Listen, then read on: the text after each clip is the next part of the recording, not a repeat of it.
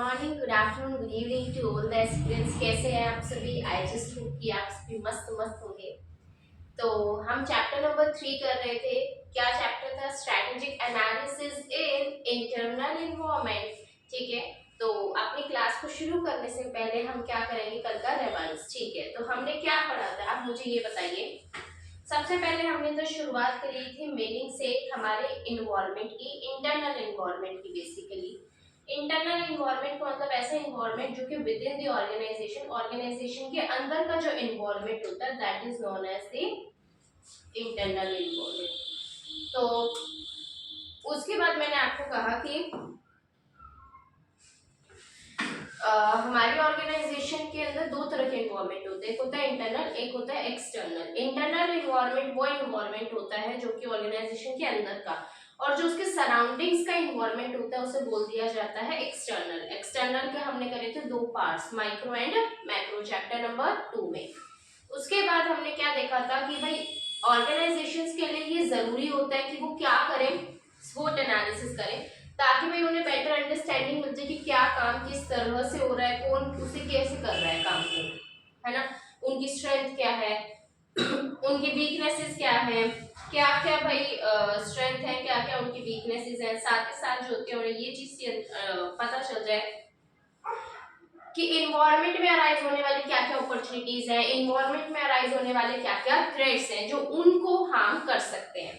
तो स्वॉट एनालिसिस करती क्यों है ऑर्गेनाइजेशंस, ताकि उन्हें एक बेटर अंडरस्टैंडिंग मिल जाए उनकी स्ट्रेंथ क्या है, उसके साथ वो कन्वर्ट कर सके अपनी स्ट्रेंथ को इन दी वीकनेसेस के अंदर, ताकि ऑर्गेनाइजेशंस के लिए क्या कि भाई वो अपनी स्ट्रेंथ को यूज करके एंड कन्वर्ट करके उनकी वीकनेसेस को इनटू स्ट्रेंथ ग्रैब कर सके, all the opportunities generating in the environment, and साथ साथ क्या कर सके, मिनिमाइज कर सके जो भी इम्पैक्ट है, जो भी इफेक्ट है हमारे थ्रेट्स का जो कि अराइज हो रहा है हमारे एक्सटर्नल एनवायरनमेंट में। डेफिनेटली उसके बाद हमने क्या कहा कि भाई हमारी जो स्ट्रेंथ होती है और जो वीकनेस होती है वो ऑर्गेनाइजेशन के अंदर की है। Inherent capabilities strength, inherent limitation is weakness. लेकिन अगर बात की जाए एक्सटर्नल की तो उधर दो होते हैं, एक होता है अपॉर्चुनिटीज और एक होता है थ्रेट। अनफेवरेबल अगर एनवायरनमेंट है तो थ्रेट, और अगर फेवरेबल एनवायरनमेंट है तो वो ऑर्गेनाइजेशन के लिए आने वाली क्या हो गई, अपॉर्चुनिटी हो गई। तो ऑर्गेनाइजेशन कोशिश करते हैं कि वो इन सब चीजों के बारे में जाने, ताकि हमें क्या हो सके, इस चीज का बेनिफिट मिल सके। उसके बाद आपने एक चीज देखी थी कि भाई हमारे यहाँ पर ऑर्गेनाइजेशन स्वॉट एनालिसिस करती है, हमने कहा ओके। देन हमने देखा स्ट्रेंथ, वीकनेस, अपॉर्चुनिटी, थ्रेट हो गया। कॉम्पिटिटिव एडवांटेज, कॉम्पिटिटिव एडवांटेज मतलब आप कुछ ऐसा हटकर आप यूनिक कर रहे हैं जो कि आपके कॉम्पिटिटर्स नहीं कर पा रहे हैं। आपके जो प्रॉफिट्स जो आप अर्न कर रहे हैं वो ज्यादा है एज कंपेयर टू द जो एवरेज प्रॉफिट इंडस्ट्री का चल रहा है। इसका मतलब आप में कुछ खास है, आप में कुछ बात है। इसी वजह से as compared to a competitor in that industry you are earning major profits as compared to the other one। ठीक है, तो इधर हमने ये कहा कि कुछ यूनिक है जिसको डिफिकल्ट होता है कॉपी करना, है ना। हमने एग्जांपल लिया था कोलगेट का, हमने IndiGo airlines, Coca Cola, Pepsi, इन सभी चीजों के हमने एग्जांपल लिए कि भाई आप सुपीरियर है कंपटीशन में सबसे हटकर, सबसे बढ़कर। फिर कैसे सस्टेन करेंगे, कैसे पता चलेगा कि आपका जो कॉम्पिटिटिव एडवांटेज है वो कितना कितना कितना लॉन्गेटिविटी, कितने लंबे समय तक चलेगा। भाई हमें ऐसे पता चलेगा डाइट करके, प्रॉपर डाइट अगर हम करेंगे ना तो हमारा जो कॉम्पिटिटिव एडवांटेज है वो लंबे समय तक रहेगा। डाइट में क्या था, ड्यूरेबिलिटी, इमिटेबिलिटी, अप्रोप्रिएबिलिटी एंड ट्रांसफरेबिलिटी। ड्यूरेबिलिटी कितने समय तक वो आपके साथ रहेगा, कॉम्पिटिटिव एडवांटेज, ठीक है ना। अप्रोप्रिएबिलिटी मतलब किस मैनर में, कि कौन से वो रिसोर्सेज, कौन कौन सी वो कैपेबिलिटीज है जिसके वजह से आप एक कॉम्पिटिटिव एज मेंटेन करते हैं। लेकिन वो एज आप तभी मेंटेन कर पाएंगे, तभी आप उसे लंबे समय तक चला पाएंगे अगर आप अपने उन रिसोर्सेज को अच्छे से अप्रोप्रिएट करते हैं, अलोकेट करते हैं डिफरेंट डिफरेंट रिसोर्स प्लेसेस के ऊपर जहां जहां भी रिक्वायर्ड है। हमने कहा ओके।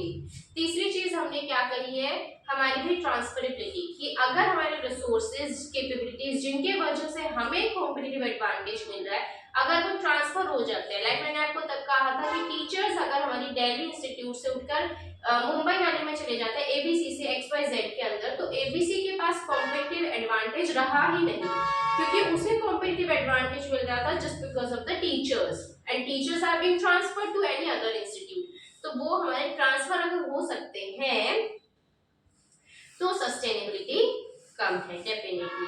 और उसके बाद हमने क्या कहा, इमिटेबिलिटी। इमिटेबिलिटी का मतलब होता है कॉपी। अगर आपको लगता है आपके कॉम्पिटिटर्स को कि वो आसानी से कॉपी कर सकते हैं, उसे परचेज कर सकते हैं मार्केट से, तो आपके कॉम्पिटिटिव एडवांटेज की sustainability short period of time के लिए हो जाएगी। लेकिन अगर उन्हें ऐसा लगता है भाई हमें तो ये क्रिएट करना पड़ेगा, वो भी फ्रॉम द स्क्रैच, तो इन दैट पोजीशन उनके लिए बहुत ज्यादा टाइम लग जाएगा उसी सेम चीज को प्रिपेयर करने के लिए, और आपकी सस्टेनेबिलिटी जो होती है वो भर जाएगी।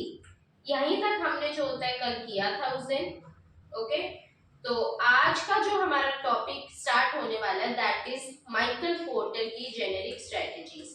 माइकल पोर्टर की जेनेरिक स्ट्रेटजीज में क्या आता है, देखो हमने पढ़े थे पोर्टर के 5 फोर्सेस ऑफ मॉडल, ठीक है, पोर्टर के, माइकल पोर्टर के, जिसके अंदर उसने कहा था कि आपने इंडस्ट्री का एनालिसिस कैसे करना है, कि किसी भी इंडस्ट्री के अंदर एंटर करने से पहले इट्स रिक्विजिट कि आप जान ले, पहचान ले कि उस इंडस्ट्री में होता क्या क्या है।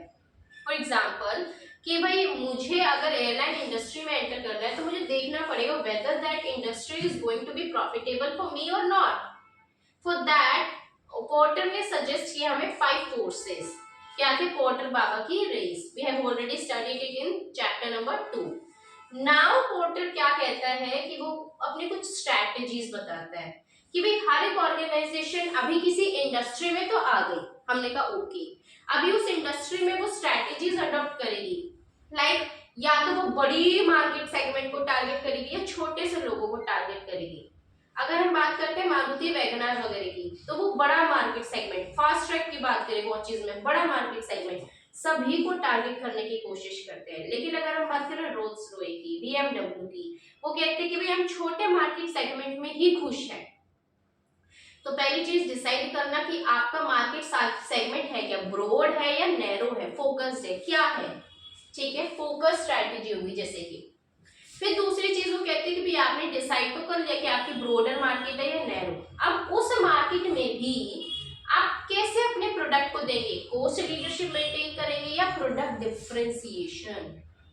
कॉस्ट लीडरशिप मतलब कॉस्ट के अंदर लीडर बनना है, मतलब हमारी कॉस्ट सबसे कम, सबसे सस्ते दामों पर हम अपने प्रोडक्ट्स को, सर्विसेज को सेल कर रहे हैं, ऑफर कर रहे हैं इस मार्केट में, हमने कहा ओके। लेकिन अगर बात कीजिए प्रोडक्ट डिफरेंशिएशन, इसका मतलब कि हम हमारे प्रोडक्ट को यूनिक, कुछ हटकर दे रहे हैं। तो क्या बोला मैंने, कनेक्टिविटी बनाओ। माइकल पोर्टर आए और उन्होंने कहा कि अगर आपको किसी भी इंडस्ट्री के अंदर एंटर करना है तो किसी भी इंडस्ट्री में जाने से पहले ये चीज बहुत जरूरी है कि आप जाने कि वेदर उस इंडस्ट्री में जाना आपके लिए फायदेमंद होने वाला है या नहीं। हमने कहा हाँ, हमने डिसाइड कर लिया अपने उन 5 फोर्सेस को देखकर, buyers bargaining power, suppliers bargaining power, rivalry, threat of new entrants and substitutes, ठीक है। इन 5 चीजों को देखकर हमने डिसाइड कर लिया कि वेदर हमें इस इंडस्ट्री में एंटर करना है या नहीं। हमने कहा ओके, नेक्स्ट स्टेप क्या होगा। नेक्स्ट स्टेप पोर्टर ने कहा आप उस इंडस्ट्री में आ गए, लेकिन उस इंडस्ट्री में आप अपने प्रोडक्ट सर्विसेज कितने लोगों को देंगे, थोड़े से लोगों को देंगे या पूरे मार्केट को आप कैप्चर करना चाहेंगे। क्योंकि कुछ लोग ऐसे होते हैं जो कहते हैं कि भाई हमें तो छोटी मार्केट ही दे दो, लेकिन उस छोटी मार्केट के ऊपर हमारा इतना जोर होगा कि हम प्रीमियम प्राइसेस के ऊपर लोगों को प्रोडक्ट्स देंगे। और कुछ कहते हैं कि भाई हमें तो हमारा मार्केट साइज ज्यादा चाहिए, पूरी मार्केट को हमें कैप्चर करना है, सस्ते सस्ते देकर या फिर यूनिक देकर, वो डिपेंड करता है उनकी प्रायोरिटीज पे। हमने कहा ठीक है, इंडस्ट्री में आगे हमने मार्केट सेगमेंट डिसाइड कर लिया।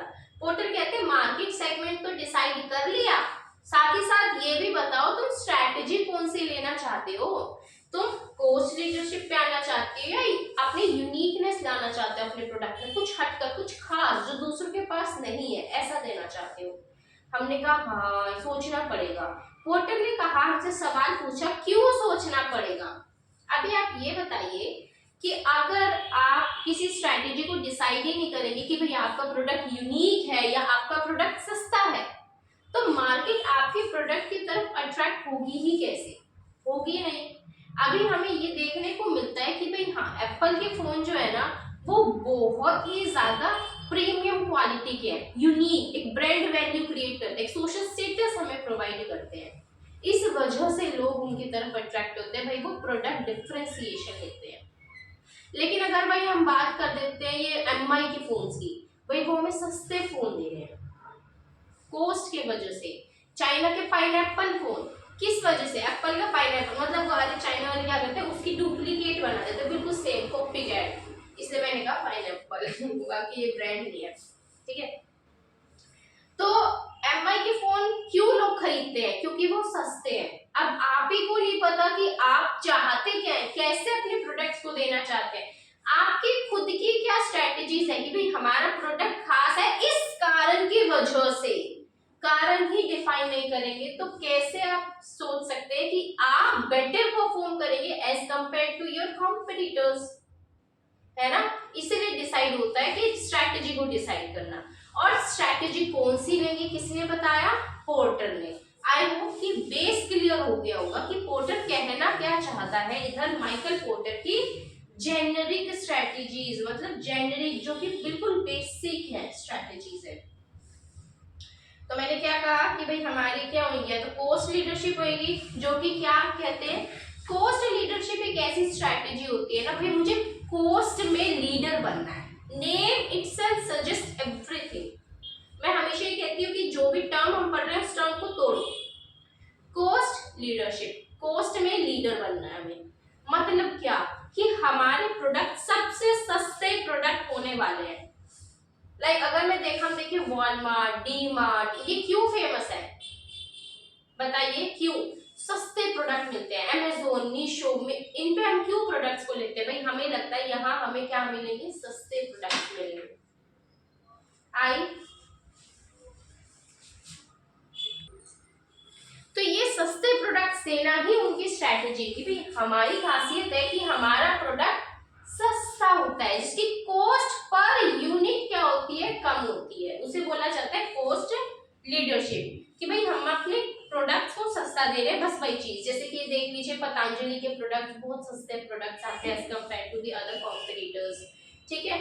और दूसरा हमने क्या कहा, डिफरेंशिएशन, मतलब कि प्रोडक्ट डिफरेंशिएशन। वही नाम क्या बता रहा है, प्रोडक्ट डिफरेंट है ना। प्रोडक्ट डिफरेंशिएशन, प्रोडक्ट डिफरेंट है मतलब यूनिक है, कुछ तो भी खास है, कुछ तो भी हटकर है, दूसरों की तरह नहीं है। हमारे अंदर कुछ फीचर्स, कुछ कैरेक्टरिस्टिक्स ऐसी है जो दूसरों से हमें बिल्कुल डिफरेंशिएट कर देती है, कोई और हमें दे ही नहीं सकता। हम तुम्हें प्रीमियम सर्विसेज दे रहे हैं, प्रीमियम फैसिलिटीज दे रहे हैं हम आपके अपने प्रोडक्ट से आपको।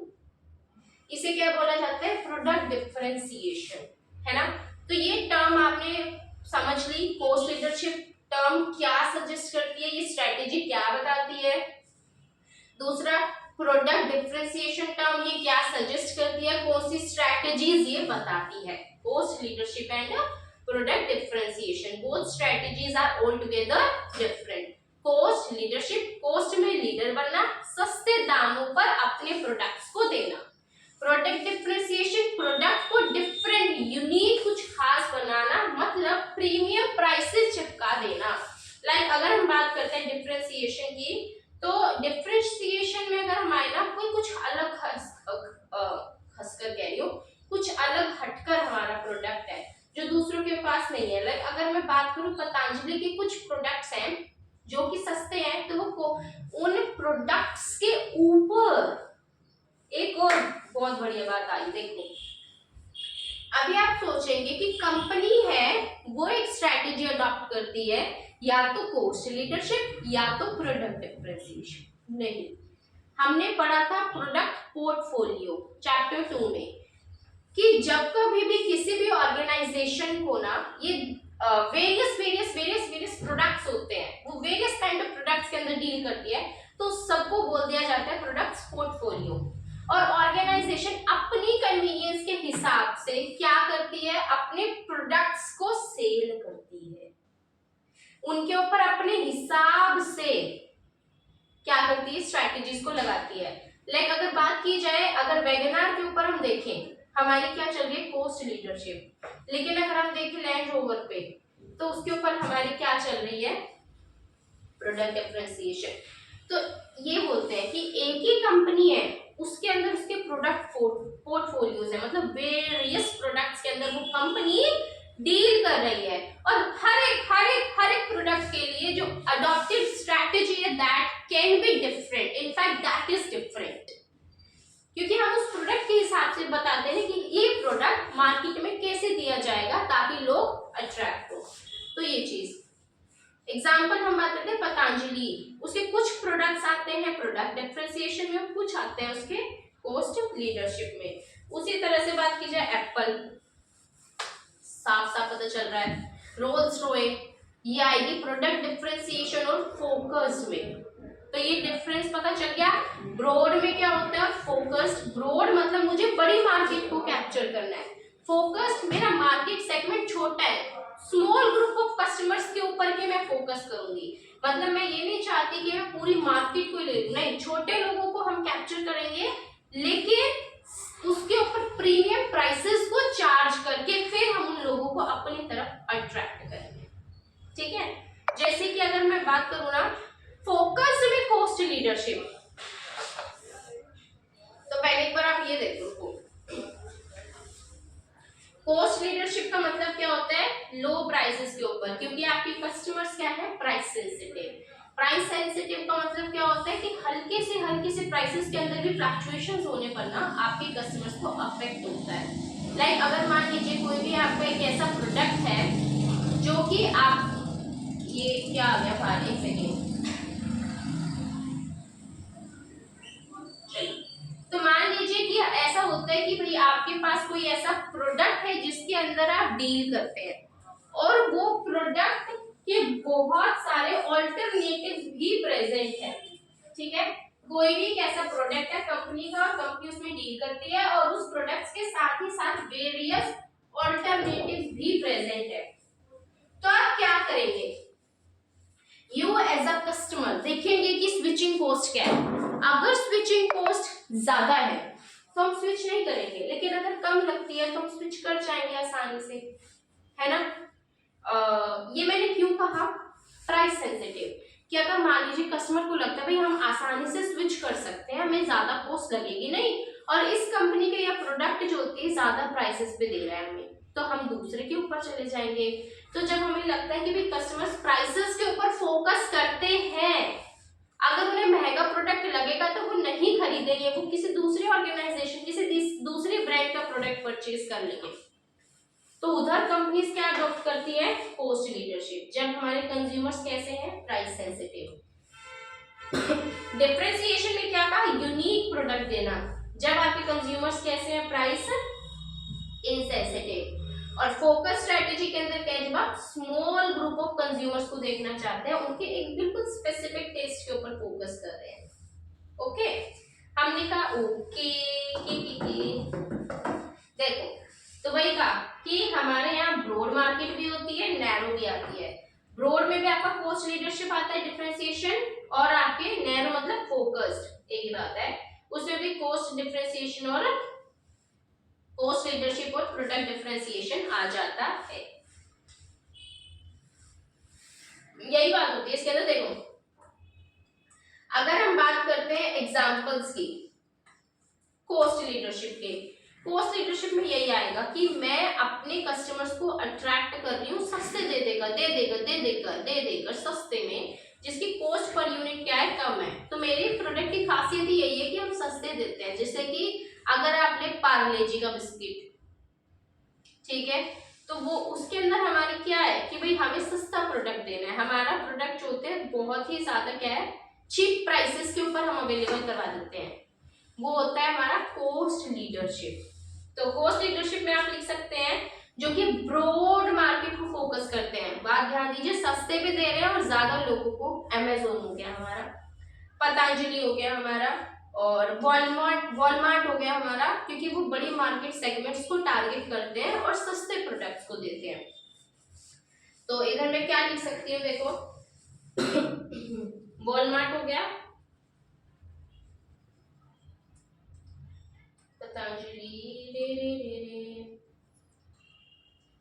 साथ ही साथ आप लिख सकते हैं वो चाइना के फोन, सस्ते दे रहे हैं, ज्यादा से ज्यादा लोगों को सस्ते दे देकर वो चाह रहे हैं कि हम ज्यादा लोगों को अट्रैक्ट करें। अब आप कहेंगे कि भाई हम सस्ते दे रहे हैं लेकिन छोटी मार्केट सेगमेंट है हमारी। पता है तुम्हें ये बड़ी और छोटी कॉस्ट लीडरशिप में कैसे डिफाइन होती है? मैं आपको बताती हूँ। यहाँ एग्जाम्पल लिखना अमेज़न भी।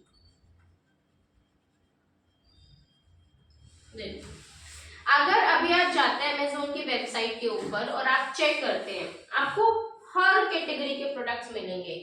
मैंने क्या कहा कि ब्रॉड में मैं बड़ी मार्केट सेगमेंट को अट्रैक्ट करना चाहती हूँ, फोकस में मैं छोटे से किसी एक स्पेसिफिक सेक्टर के ऊपर ही फोकस करना चाहती हूँ।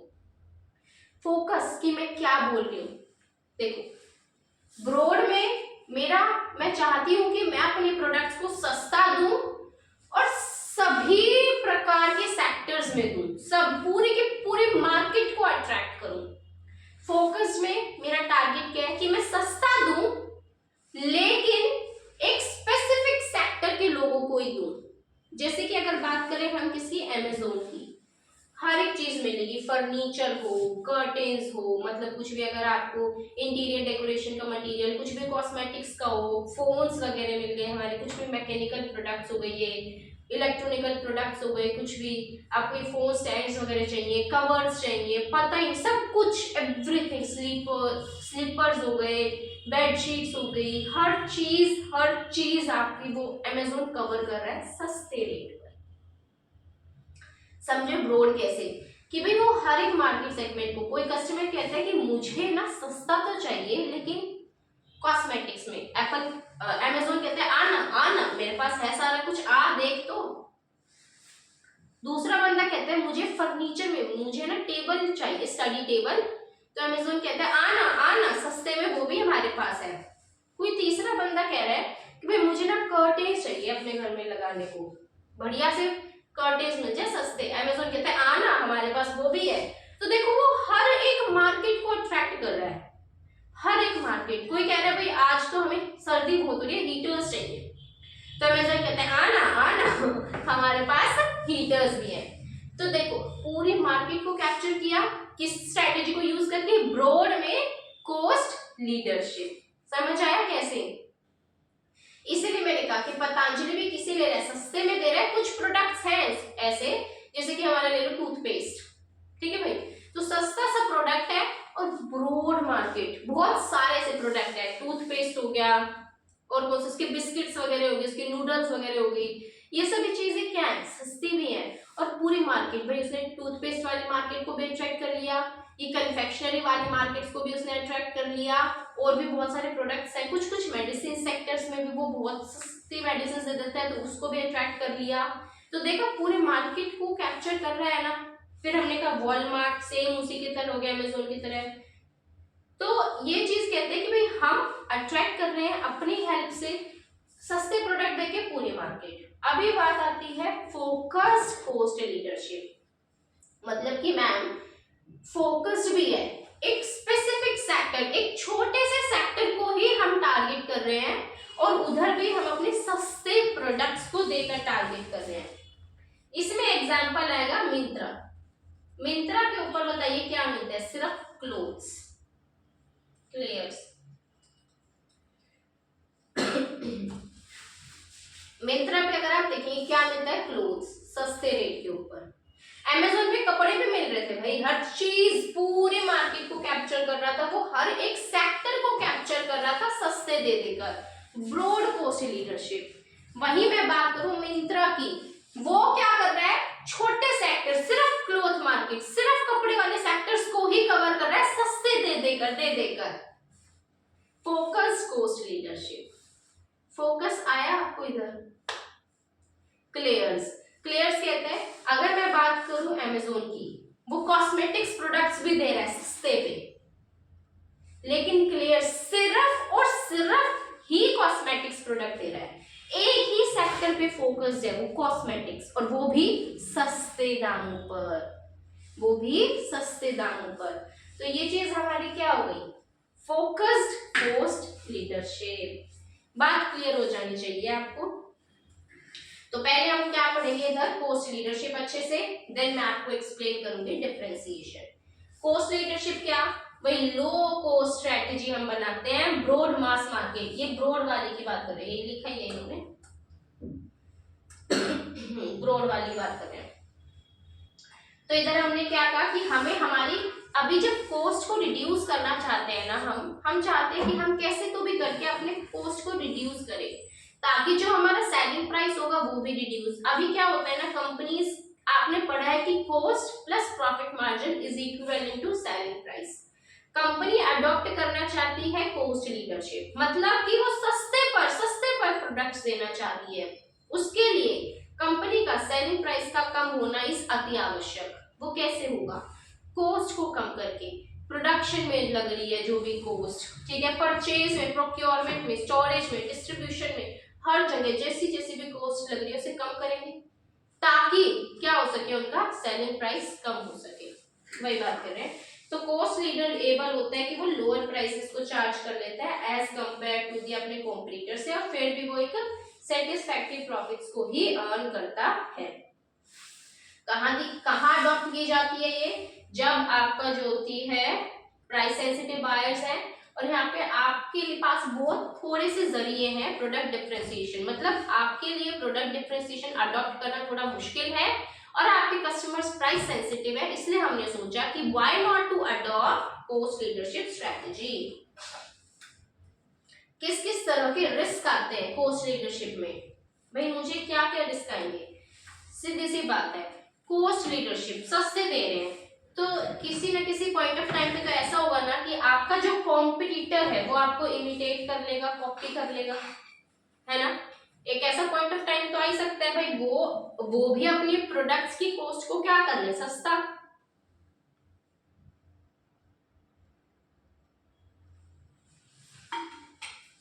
इसीलिए मैंने क्या कहा कि कॉम्पिटिटर ने अगर इमिटेट कर लिया, आपकी स्ट्रेटेजी को इमिटेट कर लिया, मतलब कॉस्ट लीडरशिप को इमिटेट कर लिया, मतलब कॉम्पिटिटर ने भी अपनी कॉस्ट को रिड्यूस करके अपना सेलिंग प्राइस कम कर लिया, तो फिर कॉस्ट लीडरशिप के लिए रिस्की है ना, तो इमिटेट। दूसरा भाई टेक्नोलॉजी ब्रेक थ्रू, मतलब कि आप ज्यादा टेक्नोलॉजी यूज नहीं कर रहे हैं क्योंकि वो चीज पड़ेगी एक्सपेंसिव, आपका टारगेट है कि कम से कम टेक्नोलॉजी को यूज करें ताकि हमारी कॉस्ट कम हो, क्योंकि अगर नई हर कुछ समय में अपनी टेक्नोलॉजी को अपडेट करते रहना, नई टेक्नोलॉजी को अडॉप्ट करते रहना, कॉस्टली प्रोसीजर हो जाएगा, इसलिए ऑर्गेनाइजेशंस उस चीज को अवॉइड करने की कोशिश करते हैं और उसका नुकसान होता है लॉन्ग रन में, तो वही कह रहे कि टेक्नोलॉजी ब्रेक थ्रू हो जाएगा। ये क्या था, रिस्क दो।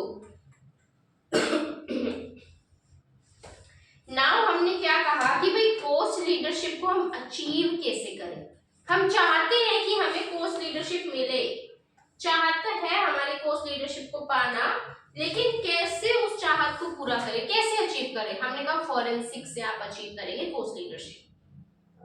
कैसे करेंगे, फॉरेंसिक से, एफ से फोरकास्ट करके, ऑप्टिमम यूटिलाइजेशन ऑफ रिसोर्सेज करके, आर से जो होती है रेजिस्टेंस करके डिफरेंशिएशन को, ई से हमने क्या कहा इकोनॉमीज ऑफ स्केल करके, और एस से हमने कहा स्टैंडर्डाइजेशन करके, और सी से हमने क्या कहा कॉस्ट सेविंग टेक्निक्स। देखो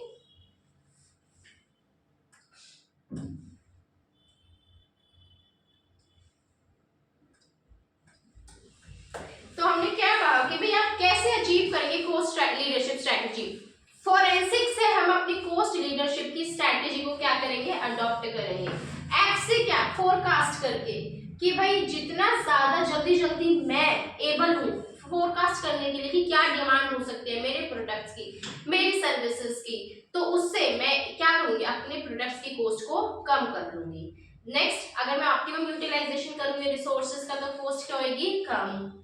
इकोनॉमीज ऑफ स्केल का मतलब यही होता है कि भाई मुझे इकोनॉमीज ऑफ स्केल अचीव करना है, मतलब कि मुझे अपनी पर यूनिट की कॉस्ट को कम करना है। स्टैंडर्डाइजेशन, स्टैंडर्डाइजेशन का मतलब एक स्टैंडर्ड फिक्स कर दिया क्वालिटी को लेकर कि भाई मेरे इस ऑर्गेनाइजेशन में इसी तरह के प्रोडक्ट्स बनेंगे, एक लेवल है यही चीज, तो उससे क्या होता है ऑर्गेनाइजेशंस के अंदर रिसोर्सेज का ऑप्टिमम यूटिलाइजेशन होता है, कुछ वेस्टेज नहीं होती, और वो एक स्टैंडर्ड मेंटेन रहता है कि भाई इससे बिलो तो हमारी चीज की क्वालिटी हो ही नहीं सकती, इससे भी आपकी कॉस्ट कम होती है। कॉस्ट सेविंग टेक्नोलॉजीज में इन्वेस्ट करेंगे, एंड रेजिस्टेंस टू डिफरेंशिएशन, मतलब हम प्रॉपर मैनर करेंगे स्ट्रिक्ट मैनर में, अवॉइड करते कि हम डिफरेंशिएशन नहीं लाएंगे, क्योंकि अगर आप डिफरेंशिएशन लाएंगे ना तो मतलब आप कुछ खास कुछ हटकर करना चाहते हैं और उसके वजह से कॉस्ट तो बढ़ती है। तो हम स्ट्रिक्ट रेजिस्ट करते हैं किस चीज को, डिफरेंशिएशन को। Okay getting? हाँ, तो बस यही इन्होंने कहा। कैसे अचीव करेंगे कॉस्ट लीडरशिप को? फोरेंसिक से। एफ से क्या है, जल्दी से आप सभी भी बोलेंगे। हम कैसे अचीव करेंगे कॉस्ट लीडरशिप को? फोरेंसिक से। एफ से क्या, फोरकास्ट करके डिमांड को अपने प्रोडक्ट्स एंड सर्विसेज। ओ से optimum utilization of resources. R से हम क्या करेंगे, रेजिस्टेंस करेंगे। एफ ओ आर, आर देखो, एफ से फोरकास्ट करके डिमांड, ओ से optimum utilization of resources, R से resistance to product differentiation strategy, E से इकोनॉमीज ऑफ स्केल, एस से हम क्या करेंगे उसके बाद स्टैंडर्डाइजेशन ऑफ प्रोडक्ट्स, एंड सी से हम क्या करेंगे, कॉस्ट सेविंग टेक्नोलॉजीज। ठीक है, तो हमने भाई अडॉप्ट तो कर लिया, कंज्यूम करो पहले इस चीज को। कैसे अचीव करेंगे हम कॉस्ट लीडरशिप? फोरेंसिक से अचीव करेंगे, पढ़ो।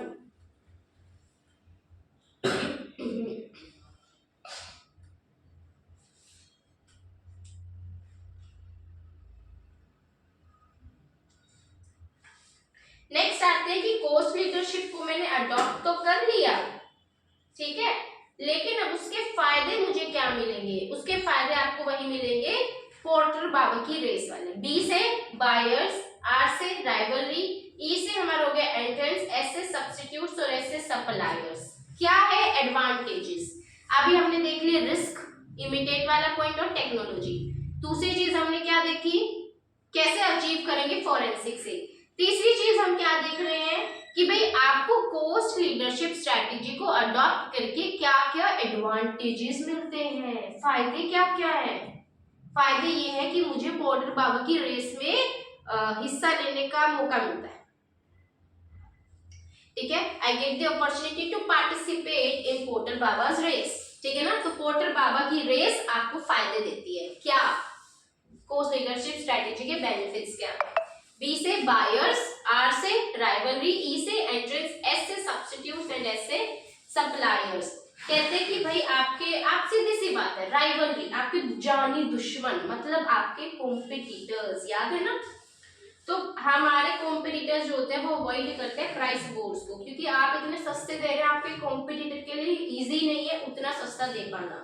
बायर्स जो होते हैं वो एक्सप्लॉइट ही नहीं कर पाएंगे, क्योंकि आपके पास ज्यादा आप फोकस्ड है as compare to your buyers. ऐसे हमने कहा सप्लायर्स। सप्लायर्स क्या होते हैं कि अगर मान लीजिए मार्केट में ऐसा लग रहा है कि कुछ चेंजेस आए और हमें भी करने पड़े जिसके वजह से कॉस्ट बढ़ गई, तो सप्लायर्स अपने प्राइसेस को वैसे ही इतना सस्ते पर दे रहे थे अब, क्योंकि उनकी कॉस्ट कम थी, तो वो छोटे मोटे बढ़ेंगे ना कॉस्ट, वो आसानी से एब्जॉर्ब कर लेंगे उस चीज को, क्योंकि प्रॉफिट मार्जिन को ऑलरेडी ज्यादा ही रखते हैं।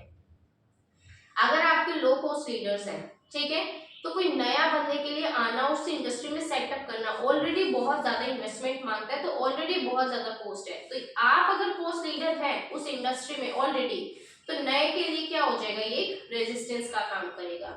एंड देन सब्स्टिट्यूट्स, कि भाई कॉस्ट लीडर्स जो होते हैं वो मोर लाइकली होते हैं टू लोअर कर देते हैं, जिसके वजह से कस्टमर्स क्या होते हैं कि सब्स्टिट्यूट्स अवेलेबल है, हमने कहा, लेकिन अगर आपको डेफिनेशन याद हो सब्स्टिट्यूट से, मैंने क्या बताया था कि आपको सस्ते प्रोडक्ट्स मिल रहे हैं वैसी ही सेम क्वालिटीज के, सिमिलैरिटीज आपको उसके जैसी है, वही फीचर्स वो दे रहा है लेकिन बेटर मैनर में और सस्ता भी। लेकिन कॉस्ट लीडर तो ऑलरेडी सस्ता अच्छा दे रहा है आपको, तो सब्स्टिट्यूट्स का भी डर नहीं रहता। नेक्स्ट डिसएडवांटेजेस, रिस्क पढ़ लिया कॉस्ट लीडरशिप का, याद होना चाहिए। फिर हमने क्या पढ़ लिया, एडवांटेजेस पढ़ लिए, हमने कहा हाँ। हमने क्या पढ़ लिया कि हम कैसे अचीव करेंगे कॉस्ट लीडरशिप को, हमने कहा हाँ।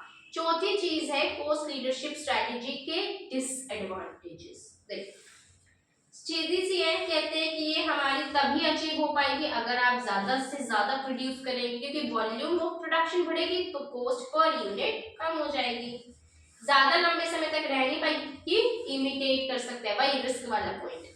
तीसरा वही टेक्नोलॉजिकल रेजिस्टेंस हो गया, रिस्क वाला पॉइंट की टेक्नोलॉजी एडवांसमेंट आपको करनी पड़ेगी और ये आप कर नहीं पाएंगे क्योंकि आप कॉस्ट लीडर हैं, जिसकी वजह से ये थ्रेट का काम करेगा। एंड देन हमने क्या कहा कि आप अपनी एडवर्टाइजिंग की, मार्केट रिसर्च एंड डेवलपमेंट की कॉस्ट को कम कर लेते हैं, जिसकी वजह से वो एक्सपेंसिव प्रूव होता है लॉन्ग रन पे। भाई आप अपने प्रोडक्ट को सस्ता देना चाहते हैं, उसके लिए आप चाहते हैं कि आपकी जो कॉस्ट है वो कम से कम हो, जितनी ज्यादा कम आप कर सकते हैं उतनी ज्यादा से ज्यादा आप कम करने की कोशिश करते हैं अपने प्रोडक्ट की कॉस्ट को। तो आप advertisement, publicity, research and development इनमें ज्यादा पैसा लगाते नहीं है, लेकिन वो क्या है, जरूरी है। इसी वजह से कहते हैं कि आपने आज तो पैसा लगाया नहीं, आगे जाकर फ्यूचर में आपको एक्सपेंसिव प्रूव होने वाला है, क्योंकि जो लोग आज लगे हुए हैं ज्यादा से ज्यादा रिसर्च करने में अपने प्रोडक्ट्स की, उनके अंदर आप एडवांसमेंट्स करने में, अपने प्रोडक्ट्स को ज्यादा से ज्यादा अप टू डेट रखने में, उन्हें यूनिक बनाने में, आज उनका खर्चा लग रहा है, लेकिन फ्यूचर में उनकी मार्केट धीरे धीरे बढ़ती जाएगी और आपका प्रोडक्ट आउटडेटेड हो जाएगा और आपको महंगा ही पड़ेगी वो चीज, मतलब आपको नुकसान ही होना है ना। ये है। तो दो पॉइंट तो सेम है, टेक्नोलॉजी वाला भी और इमीडिएट वाला भी, रिस्क जैसा। नेक्स्ट हमने क्या कहा इसका कि भाई आप कुछ खर्चा कर नहीं रहे आज, तो वो आगे जाकर डिफिकल्टी होगी, और इसको अचीव तभी कर सकते हैं अगर आपकी सेल्स की वॉल्यूम क्या होंगी, बढ़ जाएंगी।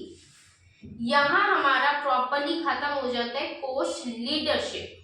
ब्रॉड मार्केट स्टार्टिंग में उन्होंने बता दिया था, ब्रॉड मार्केट को हम फोकस कर रहे हैं अभी, देखें ब्रॉड मार्केट। नेक्स्ट चीज आती है डिफरेंशिएशन स्ट्रेटेजी। ये क्या कहती है समझो। मैंने कहा कि डिफरेंशिएशन दो जगह होती है, वही सेम बात है, अभी जब ये हो जाएगा कॉस्ट लीडरशिप का, अगर आपको बेस क्लियर हो गया नहीं बड़ी, तो डिफरेंशिएशन में तो कुछ है ही नहीं। मार्केट वाइज दो है, या तो मैं ब्रॉड में जा सकती हूँ या तो मैं नैरो में जा सकती हूँ, मार्केट दो है। ब्रॉड में मतलब मैं पूरी मार्केट सेगमेंट को कैप्चर करना चाह रही हूँ, पूरी की पूरी जितनी मार्केट हो सके, और नैरो में छोटे मार्केट सेगमेंट को ही कैप्चर करना चाह रही हूँ। आप इसको नंबर ऑफ कस्टमर से भी अंदाजा लगा सकते हैं। लाइक मैं अगर बात करती हूँ डिफरेंशिएशन ब्रॉड में, तो ये हमारा हो गया कि मेरी कॉस्ट डिफरेंशिएशन बेसिकली होता क्या है कि मैं कुछ अपना प्रोडक्ट कुछ खास, कुछ हटकर दे रही हूँ, यूनिक, कुछ एडिशनल फीचर्स हमारे प्रोडक्ट के अंदर आ रहे हैं। एक बात ध्यान रखना कि इसके वजह से कंपनी की जो कॉस्ट होती है वो बढ़ जाती है, क्योंकि कंपनी ज्यादा से ज्यादा पैसा इन्वेस्ट करती है R&D में, तभी तो जब वो कॉन्टिन्यूस बेसिस पे R&D पे इन्वेस्ट करते रहेंगे, तभी तो ये पॉसिबल होगा ना कि वो ज्यादा से ज्यादा लोग उनके प्रोडक्ट की तरफ आएंगे, अपना प्रोडक्ट वो कुछ तो भी हटकर बना पाएंगे जो उनके कॉम्पिटिटर्स नहीं बना पा रहे हैं। समझाई बात? हमने कहा हाँ। तो बस यही कहते हैं कि आप डिफरेंशिएशन, कुछ अपना प्रोडक्ट कुछ यूनिक, कुछ अलग दे रहे हैं, आप अपने प्रोडक्ट के अंदर कुछ ऐसा है ताकि आप अट्रैक्ट कर सके अपने कस्टमर्स को, हाई ब्रांड लॉयल्टी मिलती है आपको, ठीक है ना, कि आपके ब्रांड की तरफ कस्टमर्स लॉयल होने लग जाते हैं, क्योंकि उन्हें एक नेक्स्ट लेवल ऑफ सेटिस्फेक्शन मिलती है। अभी अगर मैं परचेज करती हूँ बाटा के शूज और वही मैं परचेज करती हूँ एलवी, प्यूमा के शूज या एलवी के शूज, तो बताइए सेटिस्फेक्शन का लेवल मुझे एलवी में ज्यादा आएगा या फिर बाटा में ज्यादा आएगा? डेफिनेटली मैम एलवी में आने वाला है। क्यों? बस है एक ब्रांड स्टेटस हमारा मेंटेन हो जाता है, तो काइंड ऑफ ब्रांड लॉयल्टी हमारी बिल्ड हो जाती है डिफरेंशिएशन से। अगर मैं आज फोन को, आप खुद अपना एग्जांपल ले लीजिए कि आप एक जगह आप ले रहे हैं नोकिया का फोन और दूसरी जगह आप ले रहे हैं एप्पल का फोन, सेटिस्फेक्शन लेवल कहाँ से ज्यादा मिलेगा? डेफिनेटली मैम एप्पल से। तो तभी मैंने कहा कि ब्रांड लॉयल्टी बिल्ड करते हैं। नेक्स्ट चीज डिफिकल्ट टू कम्पीट होता है, डिफिकल्ट टू इमिटेट होता है बाय द कॉम्पिटिटर्स, क्योंकि आप इतना पैसा इसके अंदर खपा रहे हैं ना कि इतनी कुछ तो भी ऐसा यूनिक आप निकाल रहे हैं, कुछ सोच, अतरंगी सोच आप लगा रहे हैं जो दूसरा चाहकर भी कॉपी नहीं कर सकता, और वो कॉपी करने लग गया ना उसकी कॉस्ट नेक्स्ट लेवल जाएगी, जो कि आपकी कॉस्ट को भी पार कर जाएगी। अभी नए कोई ब्रांड है आपकी कॉस्ट को भी पार कर रहा है, ब्रांड अभी लॉयल्टी कस्टमर्स की बिल्ड हुई नहीं, तो कोई क्यों परचेज करेगा? तो ये कॉस्टली पड़ता है कॉपी करना। नेक्स्ट हम कहते हैं कि भाई ये तो हम कर ही चुके हैं कि प्रोडक्ट डिफरेंशिएशन स्ट्रेटेजी अडॉप्ट की जाती है जब आपकी प्राइस इनसेंसिटिव मार्केट है। प्राइस इनसेंसिटिव मतलब प्राइसेस के थोड़ा हल्का बढ़ने घटने से कुछ फर्क नहीं पड़ता। अभी एप्पल का मान लीजिए अभी 15 है, तो इसके अंदर हमने क्या कहा भाई, अगर हम वहां दे रहे थे 1.20 में, अभी दे दिया 1.50 में, लोग 1-1.5 लाख में भी ले रहे हैं, वेटिंग है, वेटिंग। तो प्राइस इनसेंसिटिव है, लोगों को ये लेना देना नहीं है कि प्राइसेस क्या है, उन्हें यूं पता है कि प्रोडक्ट खास है, प्रोडक्ट कुछ हटकर है, हमें ये प्रोडक्ट चाहिए। प्राइसेस के घटने या बढ़ने से उनकी परचेसिंग पावर पर कुछ फर्क नहीं पड़ता है, उन्हें परचेस करना है तो हाँ जी है और वो करेंगे। क्लियर है? तो बस ये कह रहे हैं। अभी मैं बताती हूँ कि कॉस्ट लीडरशिप डिफरेंशिएशन में ब्रोड के एग्जांपल। पतंजलि, क्योंकि उसके कुछ प्रोडक्ट्स ऐसे हैं जो कि हमारे जिनके प्राइसेस भी यूनिक है, प्राइसेस भी बिल्कुल हटकर बढ़कर हैं, यूनिक भी हैं। और एप्पल तो भाई तो one of the most best example ही हो गया, ज्यादा से ज्यादा मार्केट को कैप्चर कर रहा है एप्पल। मोबाइल हैंडसेट्स हो गए, लैपटॉप्स हो गए, ईयरफोन्स हो गए, स्मार्ट वॉचेस हो गई, है ना। तो हर चीज को वो कवर कर रहा है, मतलब मेजॉरिटी ऑफ द मार्केट्स को कवर कर रहा है। ठीक है ना। हम स्मार्ट वॉचेस देखे तो भाई क्या इसका जवाब ही नहीं है कुछ। तो पतंजलि हो गया, ये हो गया, जियो भी हो गया। स्टार्टिंग में आया था सस्ता फ्री फ्री फ्री करके, लेकिन अब प्राइसेस को क्या कर रहा है, बढ़ाता जा रहा है अपना नेक्स्ट लेवल पे। तो बस वही बात करते हैं, फोकस्ड। अगर मैं बात करूं, सारी जितनी भी रॉयल कार्स, रॉयल वॉचेस है, सारी BMW हो गई, लैम्बोर्गिनी होगी, पोर्शे होगी, ठीक है, रोल्स रॉय होगी,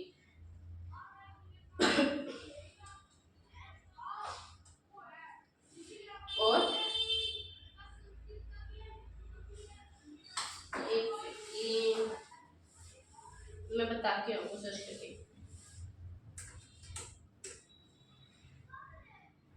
तो देखो, तो हमने इधर क्या कहा कि हमारी कंपनी की किस चीज की कर रहे थे हम कि ओके, सो मैं बात कर रही थी किसके बारे में, डिफरेंशिएशन स्ट्रेटेजी के बारे में हम बात कर रहे थे।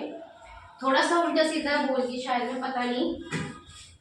आज मैंने ना ये सोचा कि मैं कॉफी छोड़ूंगी, मैं एक दिन की कम से कम 2 दिन पी जाती थी, उसी का लग रहा है मैं दिमाग घूमा पड़ा है आज। नहीं चलो अब सही बोलेंगे। तो डिफरेंशिएशन कर रहे थे किसमें, हमने कहा डिफरेंशिएशन भाई ब्रोडर में भी हो सकता है, डिफरेंशिएशन नैरो में भी हो सकता है। किसमें हो सकता है, ब्रोडर में भी एंड नैरो में भी। ब्रोडर क्या कहा कि भाई जब आपको लगता है कि हम कुछ ना कुछ खास कुछ तो भी यूनिक दे रहे हैं अपने प्रोडक्ट में अपने कस्टमर्स को, जिसके वजह से हमारे प्राइसेस हम चार्ज कर रहे हैं premium prices as compare to the other लोगों से। ठीक है, तो हमने कहा ये बात तो सॉर्टेड है।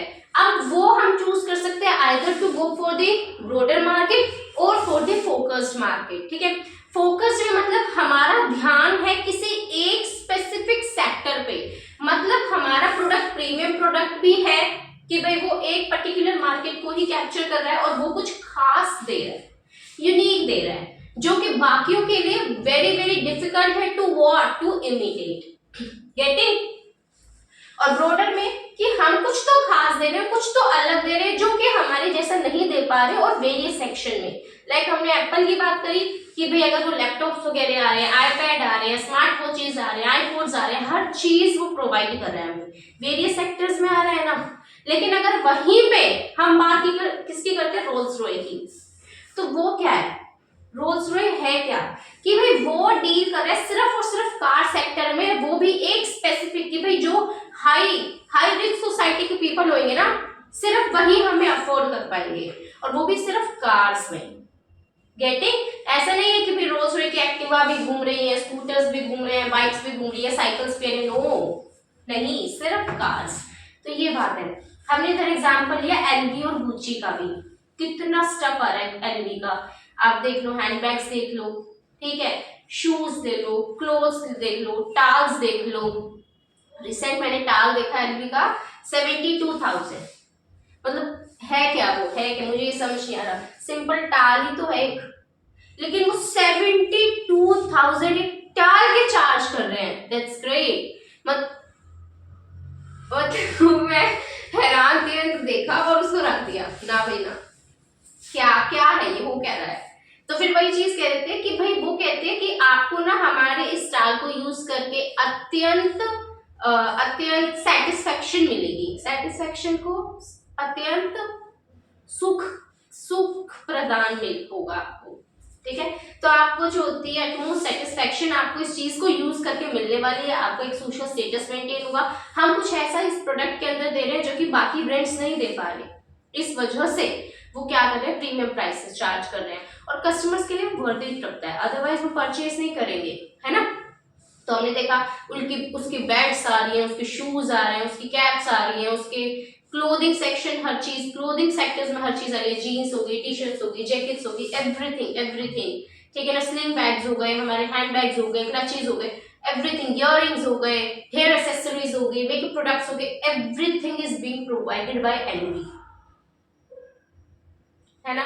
तो अगर आप देखेंगे ना BMW के शोरूम में जब आप कार परचेज करते हैं तो वो आपको ऑफर देता है, मैम और सर ये वो ना बाय एलवी बैग, भाई उनको ये है, उनका अलायंस हो रखा है एक्चुअली में, और मस्त अलायंस है। देखो बात देखो कितना मस्त, आपने जब एक BMW कार खरीदी ली तो ये भी ले लो एलवी का बैग भी, भाई जब आपने इतनी महंगी कार ले ली तो 2-2.5 लाख का आप बैग ले लेंगे तो क्या ही फर्क जाता है, उधर से आपको और सोसाइटी में स्टेटस बढ़ेगा, आपको और सेटिस्फैक्शन मिलेगी, ठीक है।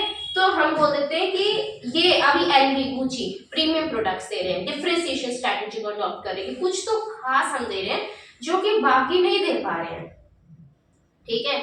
तो और साथ ही साथ क्या कर रहे हैं, वेरियस सेक्टर्स में काम कर रहे हैं, मतलब ब्रॉडर मार्केट हो गई। तो बस हम यही कह देते हैं कि आपके यहाँ पर डिफरेंशिएशन स्ट्रैटेजी में क्या आता है।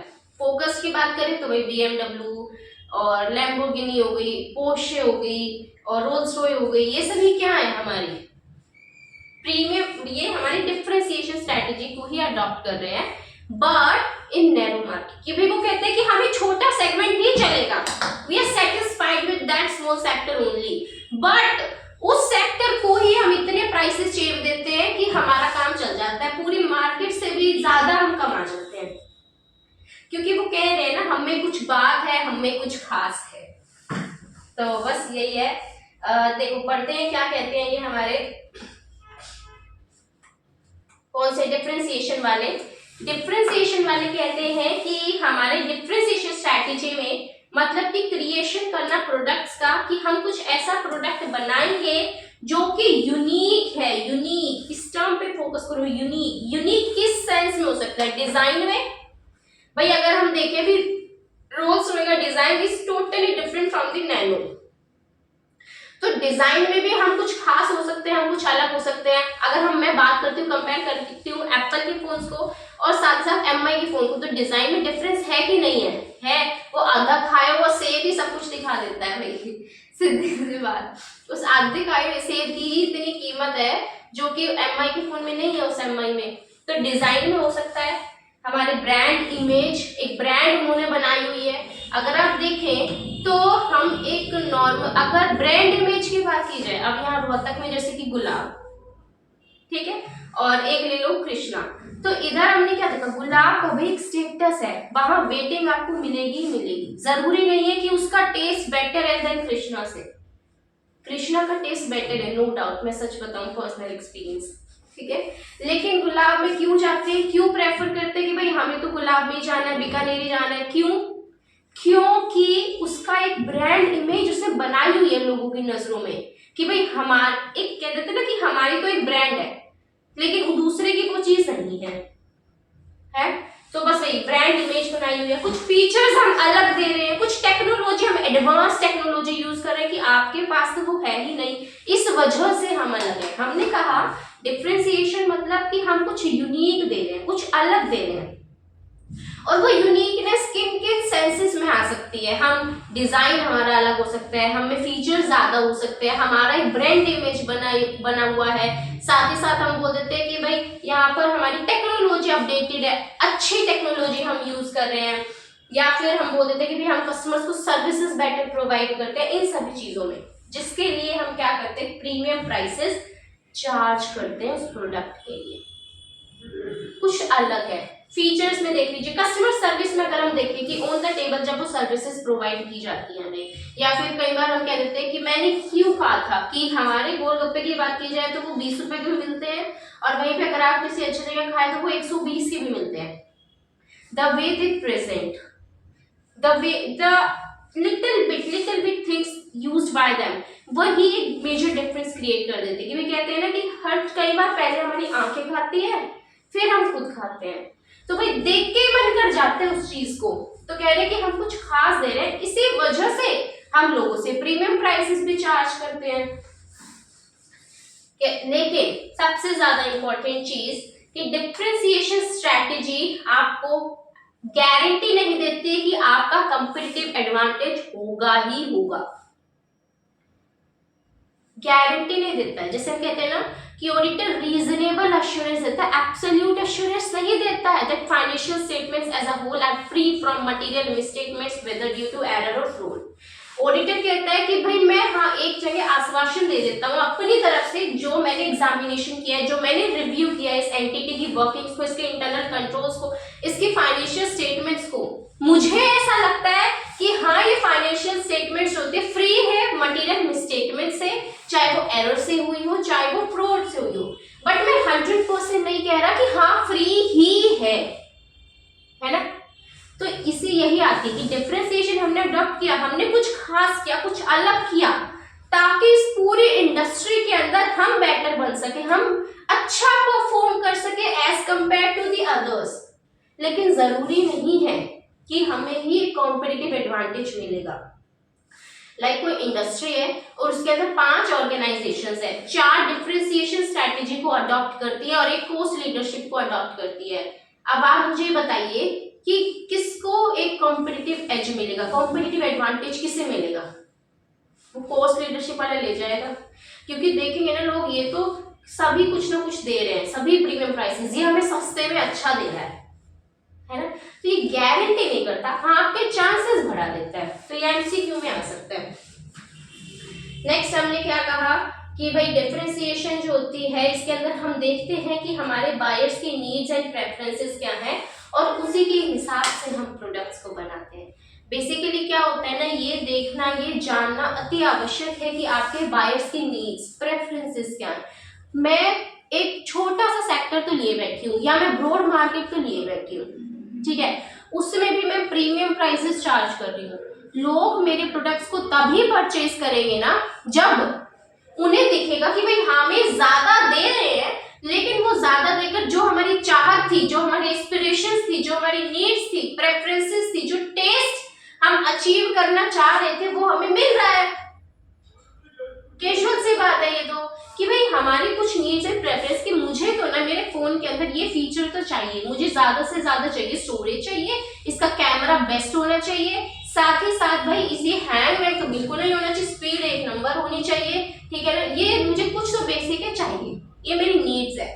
अभी अगर मैं 10,000 की चीज के ऊपर 50,000 पे कर रही हूँ और मुझे वो चीज नहीं मिल रही है, तो why should I invest 50,000 on that product, right. तो यही चीज कहते हैं कि भाई हम जब डिफरेंशिएशन स्ट्रैटेजी लगाते हैं ना, तो हम देखते हैं कि क्या चाहते हैं हमारे कस्टमर्स, ताकि हम उसे पूरा कर सके। फिर ये कह देते हैं कि डिफरेंशिएशन स्ट्रैटेजी किन किन चीजों में लगाई जा सकती है। बेसिस क्या है, मैं अपना प्रोडक्ट अलग बना दूं, मैं उसके प्राइसेस में कुछ तो भी अलग कर दूं, मैं ऑर्गेनाइजेशन के अंदर कर दूं। बेसिस क्या बेस है जहां जहां पर मैं डिफरेंशिएशन लगा दूं? प्रोडक्ट, मैंने प्रोडक्ट ही यूनिक बना दिया जो कि और कोई बना ही नहीं रहा, सबसे कुछ तो अलग, कुछ तो खास, कुछ तो हटकर मेरा प्रोडक्ट है और कोई ऐसा कर ही नहीं सकता है, चाहकर भी। देखो, और कोई ऐसा चाहकर भी कर ही नहीं सकता है, कुछ तो यूनिक मेरा प्रोडक्ट है। तो इस चीज से डिफरेंशिएशन स्ट्रैटेजी हुई कि नहीं हुई? हुई मैम, सीधी सी बात है कि भाई आप अपने प्रोडक्ट आप दे रहे हैं, आप बना रहे हैं अपने प्रोडक्ट को, लेकिन आपका प्रोडक्ट एक ऐसा प्रोडक्ट है जो कि यूनिक है as compare to your competitors. तो मैंने प्रोडक्ट के अंदर कुछ चेंजेस कर दिए, उसे बोला डिफरेंशिएशन स्ट्रैटेजी को मैंने क्या कर लिया, अडॉप्ट कर लिया। नेक्स्ट चीज मैंने कहा प्राइस। देखो, इनोवेटिव प्रोडक्ट्स, टर्म समझे, इनोवेटिव कि कुछ अलग, कुछ यूनिक, डिफरेंट प्रोडक्ट मैंने दिया है, बिल्कुल अप टू डेट प्रोडक्ट दिया, आउटडेटेड नहीं है, बिल्कुल नेक्स्ट लेवल प्रोडक्ट है। आपकी हर प्रकार की नीड्स एंड प्रेफरेंसेस को मैम ये पूरा करेगा।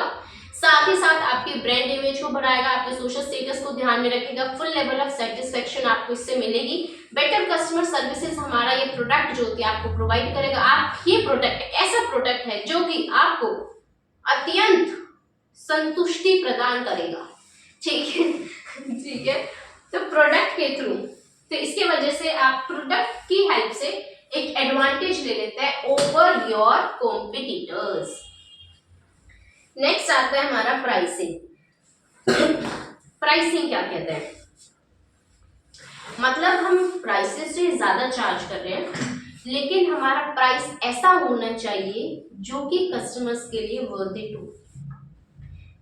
आप मुझे सोचकर बताइए कि ये टर्म वर्थ इट वाली वर्थ रखनी चाहिए, वैल्यू प्रोवाइड करनी चाहिए, यूटिलाइज करे, हमने क्या करी थी, यूटिलिटी हो, ये मैंने कहाँ बताया था, आपका ये टास्क है। इस चीज से पता चलेगा आप रीड कर रहे हैं कि नहीं डेली की डेली। जल्दी से बताओ मुझे सारे के सारे। देखो ये चीज ना हमने करी थी वैल्यू क्रिएशन में, बिल्कुल जिन्होंने कहा, और जिन्हों को नहीं आया आप रीड क्यों नहीं कर रहे हैं, कीजिए ना। अभी मैं देखो वहां तो आ सकती नहीं स्पेसिफिकली हर बच्चे के पास, ठीक है, तो कर लीजिए, ठीक है ना। अदरवाइज देखो मेरा तो कुछ जाना नहीं। After every May there is a November and after every November there is a May, ठीक है, तो कर लीजिए, प्लीज कर लीजिए रीड इसको, ठीक है। हमने क्या कहा, प्राइसिंग। प्राइसिंग क्या कहता है, प्राइसिंग में ये कहा जाता है कि आप जो हम एक ऐसा प्राइस चार्ज कर रहे हैं कस्टमर से जो कि क्या रखता है, वैल्यू रखता है। क्या रखता है, वैल्यू। बेसिकली बात ये है कि मान लीजिए वैल्यू क्रिएशन में भी मैंने कहा था कि हमारे जो लोग हैं ना वो क्या करते हैं, जो प्रोडक्ट्स वाले क्या करते हैं ना, वो कहते हैं कि हम अपने, जैसे कि वो 20 रुपए की वनीला को मैंने 120 बनाकर बेचा, कैसे भाई, थोड़ी सी मैंने उसके ऊपर चॉकलेट स्प्रिंकल्स वगैरह कर दिए, जिसके वजह से थोड़ी सी सिरप वगैरह डाल दी, वो प्लेन की जगह वो सजी धजी दिख गई। वो सामान मैंने 20 का ही लगाया, वो 10 का ही लगाया, ज्यादा से ज्यादा 20 का, लेकिन उसकी वैल्यू कितनी बना दी मैंने, 120। लोगों को देखकर ही मन कर जाएगा, वाह क्या चीज है, खाने में मजा है, इन्हें देख के ही मन कर जाता है, हाँ यार ये तो चाहिए यार, बढ़िया लग रही है। तो कहते हैं कि हम अपने प्राइसेस ज्यादा चार्ज कर रहे हैं, लेकिन ऐसे प्राइसेस चार्ज कर रहे हैं जो कि कस्टमर्स को कुछ ना कुछ वैल्यू प्रोवाइड कर रहे हैं। ये प्राइसेस देकर उन्हें ऐसा नहीं फील हो रहा है कि हमने पैसों को वेस्ट किया, नहीं, उनके लिए ये वर्थ इट है, कुछ ना कुछ यूटिलिटी उन्हें मिल रही है। यूटिलिटी में डिफरेंस बताया था, है ना, कि जो भी प्रोडक्ट को कंज्यूम करके आपको मिलता है, लाइक लेवल ऑफ सेटिस्फेक्शन जो आपको मिला, दैट इज यूटिलिटी। तो कहते हैं कि आइडियल वैल्यू होनी चाहिए, मतलब ऐसा प्राइसेस में चार्ज कर रही हूँ जो कि आइडियल वैल्यू रखे। नेक्स्ट होता है ऑर्गेनाइजेशन। देखो जैसे कि लोकेशन का एडवांटेज, नाम, नेम, कस्टमर की लॉयलिटी, मतलब कि मेरी ऑर्गेनाइजेशन ना एक बेस्ट लोकेशन पे है। इसके लिए बेस्ट एग्जांपल मैं बताऊं, वहां पे बाली में जो रोकबार, ठीक है, बताया था, ये भी वैल्यू क्रिएशन में ही। तो बाली में जो रोकबार है ना, उसका खाना वाहियात मुझे लगा, बट आपके हिसाब से देख लेना, लेकिन जो उसका व्यू है ना, आउटस्टैंडिंग। आप ये खुद देखो, इवनिंग का टाइम हो, डिनर हम कर रहे हैं, उस रोक के ऊपर बैठ के, चारों तरफ हमारे यहाँ सी, वो व्यू देख के मजा आता है। तो वो ऑर्गेनाइजेशन, वो हमारा जो रोकबार, वो प्राइसेस चार्ज कर रहे हैं नेक्स्ट लेवल, प्रीमियम प्राइसेस, बहुत महंगा है, नहीं कुछ भी कहो, ठीक है, वो प्राइसेस चार्ज कर रहे हैं नेक्स्ट लेवल। लेकिन प्राइसेस किस चीज के चार्ज कर रहा है, उस लोकेशन के, खाने के नहीं। खाना आपको किसी छोटे मोटे रेस्टोरेंट में जाके खाओगे ना, उससे बेटर मिल जाए, क्या बताओ, लेकिन वो प्राइसेस चार्ज कर रहे हैं उस लोकेशन के, अपनी उस ऑर्गेनाइजेशन की, कि मेरे ऑर्गेनाइजेशन एक ऐसा ओरा क्रिएट किया, एक ऐसा व्यू क्रिएट किया जो कोई और नहीं दे सकता, ठीक है ना। तो मालदीव में जो विंटेज वाटर विलाज होते हैं, उसके प्राइसेस ज्यादा क्यों है, क्योंकि भाई आपको वहां रहकर एक व्यू ऐसा मिलने वाला है जो आपको सी शोर पे नहीं मिलेगा। तो ये लोकेशन के प्राइसेस चार्ज कर रहे हैं। मैंने कहा नेम रिकॉग्निशन, मेरा नाम है इस वजह से मैं चार्ज कर रही हूँ ज्यादा। अगर हम बात करते हैं कि भाई आप शूज परचेज कर रहे हैं बाटा के भी, आप शूज परचेज कर रहे हैं एलवी के भी, गुच्ची के मान लो कर लिए, तो गुच्ची ज्यादा प्राइसेस चार्ज कर रहा है, बाटा कम प्राइसेस चार्ज कर रहा है। इट माइट हैपन कि शूज की क्वालिटी आपकी बाटा की ज्यादा अच्छी निकल जाए, हो सकता है, लेकिन वो ज्यादा चार्ज क्यों कर रहा है? नाम है उसका, भी नाम है। तो नाम के वजह से ये ऑर्गेनाइजेशन की गुडविल उसने बनाई हुई है, एक ब्रांड इमेज उसने बनाई हुई है, एक नेम रिकॉग्निशन है, उस ऑर्गेनाइजेशन में कुछ खास है। तो मैंने डिफरेंशिएशन स्ट्रैटेजी को कहाँ अडॉप्ट किया? अपनी ऑर्गेनाइजेशन के अंदर, कि भी मैंने व्यू अच्छा प्रोवाइड कर दिया, मेरा एक नाम है सोसाइटी के अंदर। तीसरा, मैंने कस्टमर्स की लॉयल्टी, मतलब हम कस्टमर्स को सर्विसेज इतनी अच्छी देते हैं, उस प्रोडक्ट को यूज करके उन्हें बहुत अच्छा उनका एक्सपीरियंस, एक अच्छा फीडबैक उन्हें मिलता है, जिसके वजह से the customers became loyal to our products. ठीक है, हम उन वो प्रोडक्ट्स को परचेज करके कस्टमर्स को ऐसा लगता है भाई बेस्ट प्रोडक्ट है, हम तो इस प्रोडक्ट को ही रिपर्चेज करेंगे। तो ये ऑर्गेनाइजेशन के थ्रू उन्होंने क्या किया? डिफरेंशिएशन है। तो किन किन किन किन बेसिस से मैं डिफरेंशिएशन स्ट्रैटेजी को लगा सकती हूँ? प्रोडक्ट को यूनिक इनोवेटिव देकर, प्राइसेस कस्टमर्स के लिए अच्छे देकर, और तीसरा मैं ऑर्गेनाइजेशन के अंदर कुछ करके डिफरेंशिएशन स्ट्रैटेजी को अडॉप्ट कर सकती हूँ। हमने कहा ओके, ठीक है। देखो फिर आता है कि मैं डिफरेंशिएशन स्ट्रैटेजी को अचीव कैसे करूंगी? मुझे ये डिफरेंशिएशन स्ट्रैटेजी प्राप्त करनी है। How to achieve? Tell me. Achieve का एक पॉइंट आया था कोस्ट लीडरशिप में भी। कोस्ट लीडरशिप में क्या क्या क्या आया था बताइए, फटाफट से रिवाइज करवाती हूँ मैं। देखो कोस्ट लीडरशिप में सबसे पहले मैंने क्या देखे? रिस्क इमिटेट किया जा सकता है। दूसरा टेक्नोलॉजी, भाई आप यूज नहीं कर सकते हैं ज्यादा, जिसके वजह से आपको एक रिस्क जनरेट हो जाता है। फिर मैंने कहा अचीव कैसे करेंगे? फोरेंसिक से। कैसे अचीव करेंगे? फोरेंसिक से। कोस्ट लीडरशिप में अचीव करूंगी फोरेंसिक से, और डिफरेंशिएशन में कैसे अचीव करूंगी? हबी से। वो मैं याद कराती होगी हबी से कैसे। फिर एडवांटेजेस पोर्टर बाबा की रेस, कि मैंने पोर्टर बाबा की रेस में मुझे पार्टिसिपेट करने की अपॉर्चुनिटी मिल गई, ये मेरा एडवांटेज है। और यही डिसएडवांटेजेस देखें, और यही एडवांटेज आपको पता है कहाँ देखने को मिलेगा? डिफरेंशिएशन में, पोर्टर बाबा की रेस। एंड देन इसके डिसएडवांटेजेस।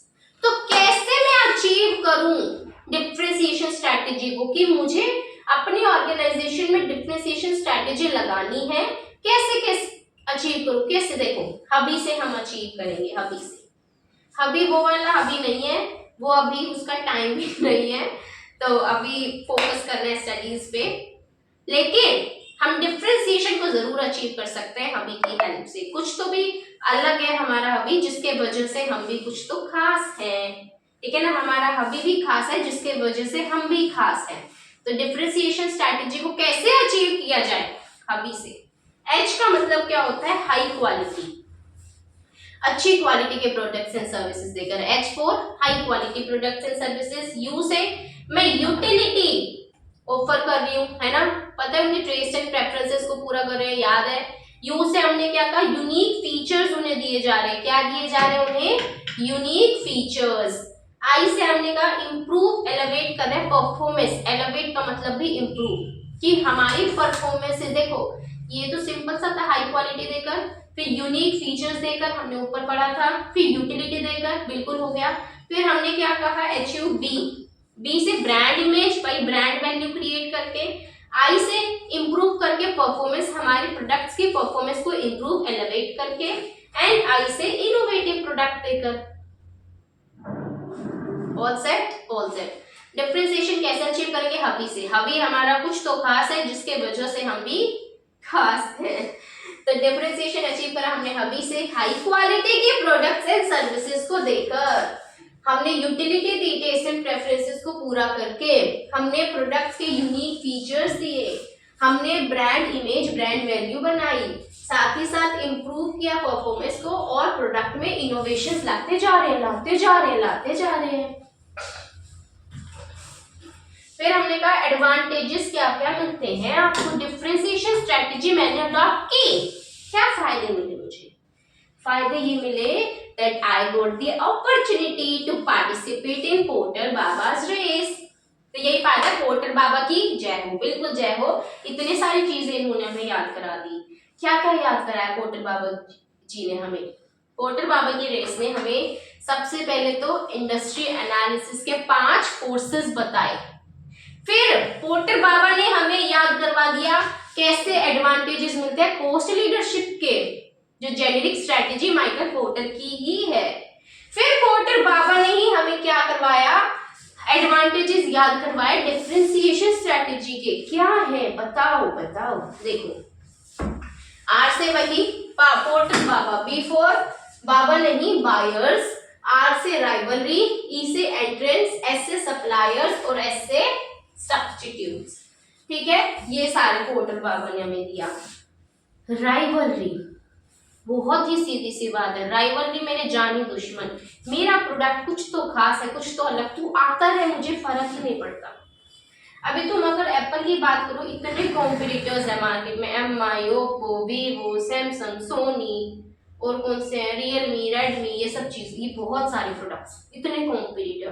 एप्पल कहते हैं चाइना के डुप्लीकेट फोन्स भी हैं, तो एप्पल क्या कहता है, चाइना के पाइनएप्पल। तो एप्पल कहते हैं कि तुम आते रहो मुझे फर्क ही नहीं पड़ता, मेरे प्रोडक्ट कुछ तो यूनिक है जो फीचर तुम दे ही नहीं सकते, और तुम देने में लग गए ना, तुम्हें इतना कॉस्टली पड़ेगा ना वो चीज इमिटेट करनी, तुम चाहकर भी नहीं कर पाओगे फॉर नाउ। तो ये चीज हमने क्या की कि भाई राइवलरी का मुझे कोई नुकसान होता ही नहीं है, क्योंकि कस्टमर्स क्या काइंड ऑफ लॉयलिटी भी आ जाती है मेरे ऊपर कि भाई हमारे, और कस्टमर्स क्या होते हैं, लेस सेंसिटिव होते हैं कि प्राइसेस के इंक्रीज होने से उन्हें फर्क नहीं पड़ता, उन्हें तो अच्छा प्रोडक्ट चाहिए जिसकी वजह से वो लॉयल है हमारे प्रोडक्ट। बायर्स नेगोशिएट नहीं करते क्योंकि उन्हें स्पेशल फीचर्स मिल रहे हैं। सप्लायर्स प्रीमियम प्राइसेस चार्ज करते हैं तो उन्हें फायदा मिल रहा है। एंट्रेंट्स जो होते हैं, हमारे न्यू एंट्रेंट्स जो होते हैं वो नहीं आ पाते हैं क्योंकि हम कुछ इनोवेटिव दे रहे हैं और वो उनके लिए लाना थोड़ा सा डिफिकल्ट हो गया, एक्सपेंसिव हो गया, तो वो भी खत्म हो गया। सब्स्टिट्यूट्स नहीं आते हैं क्योंकि कस्टमर्स लॉयल है, तो वो आसानी से हमारे कॉम्पिटिटर की प्रोडक्ट के ऊपर शिफ्ट नहीं करेंगे, तो ये सब्स्टिट्यूट्स हो गया। डिसएडवांटेजेस की बात की जाए अगर, किसकी डिफरेंशिएशन स्ट्रेटेजी की क्या है, देखो कहते हैं लंबे समय हम यूनिक दे रहे हैं, हम कुछ तो भी अलग दे रहे हैं, लेकिन क्या हम उस यूनिकनेस को मेंटेन कर पाएंगे, सस्टेन कर पाएंगे for a long period of time. आज मैं कुछ अलग दे रही हूँ, आज कोई कॉम्पिटिटर आया मेरी इस इंडस्ट्री में, लेकिन वो आज तो नहीं दे पा रहा, लेकिन ग्रेजुअली वो चीज प्रोवाइड कर देगा, तो कहते हैं वही यूनिकनेस लंबे समय तक मेंटेन करना डिफिकल्ट है। लाइक अगर मैं बात करूं बाली में रोक बार, आज तो है वो रोक पे अकेला, कोई और अगर मान लीजिए आ जाता है तो वो भी तो बना सकता है, हाँ उसे टाइम लगेगा लेकिन वो बना तो सकता है ना वैसे। तो कहते हैं लंबे समय तक वो यूनिकनेस चलनी थोड़ी मुश्किल है, तो वो गया डिसएडवांटेज। कहते हैं कई बार आप जब बहुत ज्यादा प्राइसेस चार्ज करते हैं ना, तो कस्टमर्स कहते हैं कि भाई इतना तो हद हो गई, बोलते हैं ना किसी चीज की भी अति होती है, हद ही हो गई, इतने क्या प्राइसेस चार्ज करने, मार्केट में क्या दूसरे प्रोडक्ट नहीं है, मैं दूसरे प्रोडक्ट परचेज करूं। नेक्स्ट होता है कि डिफरेंशिएशन जो होती है कई बार वो वैल्यू नहीं रखती, मतलब जो चीज कस्टमर्स चाहते हैं उनके लिए भाई वर्थ नहीं है, या तो वो क्या करते हैं ऑल्टरनेटिव पे चले जाते हैं, भाई हाई प्राइसेस चार्ज करें, दूसरा इतने प्राइसेस उनके लिए वैल्यू ही नहीं रखते हैं, तो कस्टमर्स आपके प्रोडक्ट्स को प्रायोरिटी नहीं देंगे।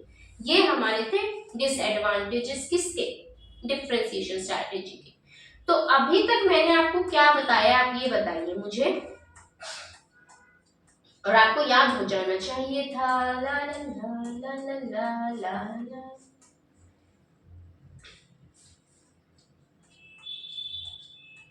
SWOT एनालिसिस वगैरह ये हमारा हो गया था कल की क्लास में, कॉम्पिटिटिव एडवांटेज भी हो गया था कल की क्लास में, एंड इनफैक्ट हमने आज उसे रिवाइज भी कर लिया। नाउ आज मैंने क्या बताया आपको कि माइकल पोर्टर ने कुछ अपनी जेनेरिक स्ट्रेटेजीज दी। Cost leadership, differentiation and focus, 3 strategies बताई। Cost leadership, differentiation and focus, 3 strategies बताई। 2 हम ऑलरेडी कंप्लीट कर चुके हैं, कॉस्ट लीडरशिप भी। बात बताऊं, जो फोकस है ना वो भी तुम कर चुके हो, जस्ट बुक की रीडिंग देनी है, वो मैं दूंगी, टेंशन ना लो उसकी, वो मैं करवाऊंगी खुद बुक में से। चीज क्या हम कर रहे थे, कॉस्ट लीडरशिप हमने करा, फोकस में भी ब्रॉड में भी, डिफरेंशिएशन भी हमने कर लिया, फोकस में भी ब्रॉड में भी। कॉस्ट लीडरशिप में क्या किया कि मैं कॉस्ट में लीडर हूं, मतलब मेरी कॉस्ट पर यूनिट। अच्छा एक बात रह गई बोलनी कि आज इतना ही करेंगे कॉस्ट लीडरशिप और डिफरेंशिएशन, क्योंकि काफी इंपॉर्टेंट है, तो ये अच्छे से पढ़ लेना। कल मैं आपको कराऊंगी फोकस स्ट्रैटेजी और बेस्ट कॉस्ट प्रोवाइडर स्ट्रैटेजी, और साथ ही साथ हमारे मार्केट के स्टेक होल्डर्स के बारे में, और जो मार्केट के कुछ प्लेयर्स है लाइक कस्टमर, सप्लायर्स, इन सब के बारे में हम कल पढ़ेंगे। ठीक है, तो आज आपको क्या करना है, कॉस्ट लीडरशिप एंड डिफरेंशिएशन इसको रीड करना है। ओके जी। हाँ मुझे पता है कि कई बार हमारी हेल्थ भी थोड़ी सी वो हो जाती है, साथ ही साथ न्यू ईयर आ रहा है। ठीक है, 30th तो आज हो ही गई, 31st एंड देन 1st को न्यू ईयर आ ही गया। तो हाँ अभी मन नहीं कर रहा होगा पढ़ने का, चलो कोई बात नहीं, 1-2 दिन की छुट्टी चलती है, कल तो संडे है, कल तो हमारा फ्री टाइम रेस्ट टाइम है। ओके कोई बात नहीं, लेकिन क्लासेस तो मैं डालूंगी, सुन लेना ध्यान से, ये तो कर सकते हो ना। रीडिंग का चलो थोड़ा सा रिलैक्सेशन दे दिया, ज्यादा कुछ हुआ भी नहीं है, रीडिंग का रिलैक्सेशन मिल गया है, बट क्लास जरूर सुनिए, ध्यान से सुनिए। पता है अगर आप ध्यान से सुनेंगे ना, वो वर्ड्स में बोलती हूँ, आपको कॉन्सेप्ट पता चल गया, आपको क्या वर्ड हाईलाइटेड, कीवर्ड क्या है वो पता चल गया, सेंटेंस फॉर्मेशन आप खुद से भी करेंगे तो चलेगा। लेकिन पता है ऐसे क्या चाहते हैं कि आपको कॉन्सेप्ट क्लियर हो, और कुछ वर्ड्स है जो उसे चाहिए एज अ प्रोफेशनल, भाई उसे भी तो चाहिए, प्रोफेशनल बॉडी है, so you are also going to be a professional person, you are going to be a chartered accountant, है ना। तो फिर उसके लिए वो कुछ आने चाहिए टर्म्स, तो वो बोलती, वो टर्म समझनी है, कॉन्सेप्ट को समझना है। अगर आप वो बुक को रीड करते हैं ना, बार बार उसको देखते हैं, तो वो फॉर्मेशन भी आपको एक काइंड ऑफ पैटर्न आपको समझ जाता है, फिर बात ही क्या है। तो ये क्लासेस को ध्यान से देख लीजिए और अपने न्यू ईयर को अच्छे से सेलिब्रेट कर लीजिए। ठीक है, थोड़ा सा स्पिरिचुअल भी हो जाइए, सिर्फ मस्ती मजाक नहीं करनी, स्पिरिचुअलिटी जरूरी है लाइफ में, है ना। तो I am sure everybody is gonna pass in this May 24। ठीक है, आप रॉक करेंगे सभी के सभी, और अभी रिजल्ट्स भी आने वाले हैं November 23 वाले, फिंगर क्रॉस। ठीक है, मेरा भी है। तो बस यही बात है कि इधर माइकल पोर्टर की जेनेरिक स्ट्रैटेजीज हम पढ़ रहे थे। क्या क्या स्ट्रैटेजीज हम पढ़ रहे थे कि भाई cost leadership and differentiation strategy. Cost leadership क्या कह रहा था कि भाई हम कॉस्ट में लीडर हैं, हमारा जो कॉस्ट पर यूनिट है वो क्या है, कम है, लोअर है ना। तो इधर ये कहते हैं कि आप ये कब किया जाता है, जब कस्टमर्स प्राइस सेंसिटिव है, कि हल्के से भी प्राइसेस के अंदर चेंजेस होते हैं ना, उन्हें फर्क पड़ जाता है, तब चूज किया जाता है कॉस्ट लीडरशिप। ठीक है, हमने कहा ओके। डिफरेंशिएशन, हम कुछ यूनिक इनोवेटिव प्रोडक्ट दे रहे हैं, कस्टमर्स हमारे प्राइस इंसेंसिटिव है, उन्हें फर्क नहीं पड़ता, उन्हें प्रोडक्ट अच्छा चाहिए, क्वालिटी मैटर्स करती है। फोकस, जब हमारा ध्यान ही कुछ स्मॉल नंबर ऑफ पीपल पे होता है। देन मैंने आपको एग्जांपल्स दिए, कॉस्ट लीडरशिप के ब्रॉड में भी, कॉस्ट लीडरशिप के फोकस में भी, डिफरेंशिएशन ब्रॉड में भी, डिफरेंशिएशन फोकस में भी। ब्रॉड मतलब मैं टारगेट करती हूँ पूरी market as a whole, various sectors को, और फोकस में मेरा टारगेट होता है एक स्मॉल, एक स्पेसिफिक ग्रुप, उसी के ऊपर मैं अपनी स्ट्रैटेजी को अडॉप्ट करती हूँ। ये एग्जाम्पल नोट डाउन कर लेना, ओके। फिर उसके बाद हमने क्या कहा कि कॉस्ट लीडरशिप में होता है कि भाई लोअर प्राइसेस हम चार्ज करते हैं, कॉस्ट पर यूनिट हमारी कम होती है, हम अपने प्राइसेस से लोगों को टारगेट करते हैं इधर। देन क्या क्या रिस्क आते हैं कि भाई उसको, हमारा ये है कि लोग इमिटेट कर सकते हैं। आज कोई नया लीडर आया, चलो उसके लिए कॉस्टली है, लेकिन after a period of time वो, उसको भी एक्सपीरियंस आ जाएगा, उसकी भी प्रोडक्शन कैपेसिटी इंक्रीज होगी, तो उसकी भी कॉस्ट कम हो जाएगी। और साथ ही साथ आप टेक्नोलॉजी अच्छी नहीं ला पाते, क्योंकि आपका टारगेट होता है कि आपको हर प्रकार की कॉस्ट गिरानी है, because cost plus margin is equals to selling price, और आप एज अ कॉस्ट लीडर क्या कर रहे हैं, वो लोअर सेलिंग प्राइसेस चार्ज कर रहे हैं। ऑलराइट, तो मुझे प्रोडक्शन कॉस्ट भी कम करनी है, मुझे परचेजिंग कॉस्ट भी कम करनी है, मुझे आगे मेरी मार्केटिंग की कॉस्ट है वो भी कम करनी है, प्रोसेसिंग की जो मेरी कॉस्ट लग रही है, हर चीज की कॉस्ट को मैं कम करने की कोशिश करती हूँ। टेक्नोलॉजी जिसकी वजह से मैं ज्यादा टेक्नोलॉजी के अंदर इन्वेस्ट नहीं कर पाती, तो ये भी मेरे लिए क्या है, एक थ्रेट, एक रिस्क है। देन मैंने कहा कि मैं कैसे अचीव करूंगी इसको, फोरेंसिक से अचीव करूंगी। एफ से फोरकास्ट करके डिमांड को क्या है प्रोडक्ट्स एंड सर्विसेज की। ओ से मैं ऑप्टिमम यूटिलाइजेशन करूंगी रिसोर्सेज का। आर से रेजिस्टेंस टू डिफरेंशिएशन को रेजिस्ट करके जितना पॉसिबल हो सके वहां तक। फिर उसके बाद मैं क्या करूंगी, इकोनॉमीज ऑफ स्केल, बाकी lower cost per unit of our products और सर्विसेज। एंड देन ई इकोनॉमीज ऑफ स्केल। एस से मैं स्टैंडर्डाइजेशन, मतलब एक लेवल सेट कर देते कि इतना क्वालिटी और बेसिक लेवल ऑफ स्टैंडर्ड तो हमारे प्रोडक्ट या सर्विस का होना ही चाहिए। एंड सी से मैं अपनी कॉस्ट सेविंग टेक्नोलॉजीज के अंदर इन्वेस्ट करूंगी। फोरेंसिक, FORE, ठीक है ना। एन से कुछ नहीं है, आई से भी कुछ नहीं है, और एस से। देन मैंने कहा एडवांटेजेस, वही पोर्टर बाबा की रेस। क्या था इसके अंदर, बायर्स, राइवलरी, सब्स्टिट्यूट्स और सप्लायर्स और threat of new entrants. And then हमने देखे इसके डिसएडवांटेजेस कि over a period of time आपको जो है इमिटेट वही किया जा सकता है, वही सेम टेक्नोलॉजी वाला भी सेम, रिस्क वाले 2 पॉइंट हो गए, तो कॉस्टली टू इमिटेट वाला और टेक्नोलॉजी एडवांसमेंट्स। फिर उसके बाद मैंने कहा ये तभी सक्सेसफुल होगा जब आपकी सेल्स बढ़ेगी, वॉल्यूम सेल्स का बढ़ना जरूरी। आपने एक्सपीरियंस को पढ़ा था ना कि आपकी जैसे जैसे प्रोडक्शन बढ़ती जाएगी, आपकी वॉल्यूम बढ़ती जाएगी, देन आपकी कॉस्ट पर यूनिट कम होती जाएगी। तो कॉस्ट लीडरशिप अडॉप्ट करना तभी पॉसिबल है व्हेन आपकी सेल्स वॉल्यूम हाई होगी।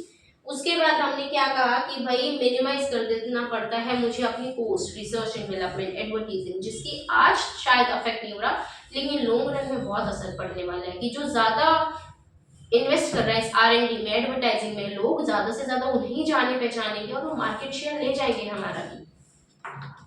देन हमने कहा डिफरेंशिएशन स्ट्रेटेजी की कुछ तो खास, कुछ तो यूनिक हम दे रहे हैं जो कि हमारा कॉम्पिटिटर नहीं दे पा रहा है, उससे हम अलग हटकर दे रहे हैं। उसके बाद मैंने क्या कहा कि वो मैं यूनिकनेस कैसे ला सकती हूँ, प्रोडक्ट के डिजाइन में लाऊं, मैं फीचर ले आऊं, मैं टेक्नोलॉजी ले आऊं, मैं ब्रांड इमेज ले आऊं, लेकिन ये डिफरेंशिएशन गारंटी नहीं करता है कि आपको कॉम्पिटिटिव एडवांटेज मिलेगा ही मिलेगा।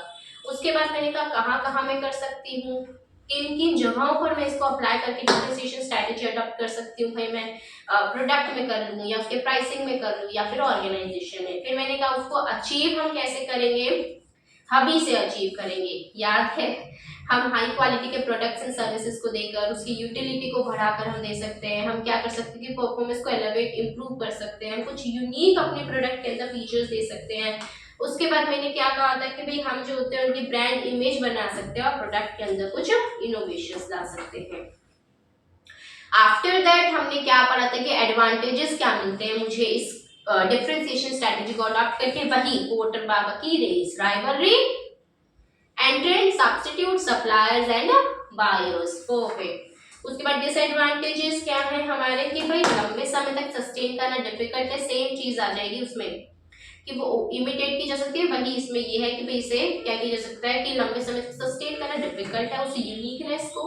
एंड देन हमने क्या कहा कि भाई आपके यहाँ पर आप ज्यादा प्राइसेस चार्ज करें तो आपके कस्टमर्स शिफ्ट भी कर सकते हैं ऑल्टरनेटिव प्रोडक्ट्स के ऊपर। एंड देन हमने क्या रखा कि भाई इतने ज्यादा प्राइसेस शायद ऐसा भी हो सकता है at a point of time कि कस्टमर्स के लिए वो वैल्यू ना रखे इतना ज्यादा पैसा। कस्टमर्स को लगेगा भाई मैं 50 रुपए दूं उस जगह में मैं 5000 रुपए 500 रुपए दूं, क्यों, वाई, 10 टाइम्स ज्यादा पैसे मैं क्यों दूं, शायद मुझे उतना ज्यादा अच्छा नहीं मिल रहा, लेकिन हाँ शायद मतलब वो कह सकता है कि भाई 50 रुपए का और वो सही सेम चीज मुझे सिमिलर चीज मुझे मिल रही है 500 रुपए में, मे भी थोड़ा बहुत डिफरेंस हो सकता है लेकिन प्राइसेस का बहुत ज्यादा अंतर है, तो हम क्यों दें, वैल्यू नहीं रखते उनके लिए, वो वर्थ नहीं रख पाते कई बार। तो बस इतना ही करेंगे आज, फिर फोकस रह जाएगी। देखो कुछ भी नहीं है, छोटी सी है, ये ऑलमोस्ट हो गई, बस रीडिंग देने। देखो फोकस क्या है, डिफरेंशिएशन कैसे अचीव करी जाए, उसके एडवांटेज उसके डिसएडवांटेजेस, एंड देन हमारा क्या रहेगा, बेस्ट पोस्ट प्रोवाइडर स्ट्रैटेजी, बहुत इंटरेस्टिंग है। देन ये समरी देखिए ऊपर का टॉपिक रहता है एनीवे। तो आज के लिए इतना ही करते हैं, बाकी हम क्या करेंगे, कल करेंगे 31 को, ठीक है। बस क्लास देख लेना and wish you a very happy new year in advance. तब भी करेंगे डेफिनेटली। बाकी क्या, खुश रहें, हेल्थ पर फोकस करें और कॉन्टिन्यूस बेसिस पे अपने काम को करते रहे, कुछ भी बैकलॉग इकट्ठा ना कीजिए, हो सके तो, एंड पॉजिटिव रहिए and also believe in yourself and in God as well. So मिलते हैं कल, तब के लिए बाय बाय।